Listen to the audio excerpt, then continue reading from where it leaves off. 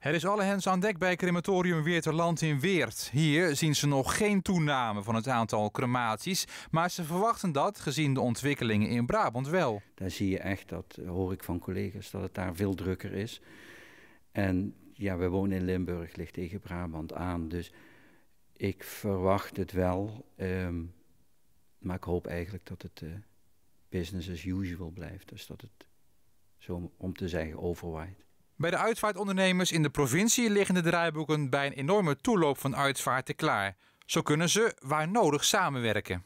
Denk aan de koelruimtes die we hebben, zowel hier in het crematorium als in het uitvaartcentrum.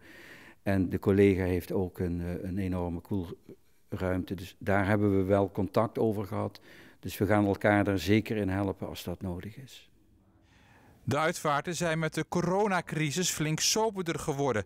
Zo zijn de diensten ingetogener, korter, mogen er maximaal 30 personen aanwezig zijn, is er geen koffietafel en geen ruimte voor lichamelijk contact. We doen dan nu de handen zo of zo en een buiging. Je merkt wel dat mensen dat ook, ze begrijpen het wel. Ik denk een maand geleden was het veel lastiger, maar nu begrijpen mensen het wel en wordt dat ook gewaardeerd.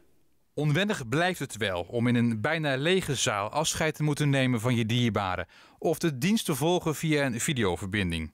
Voorlopig geen plakje cake bij de koffie. Die bewaren ze voor betere tijden.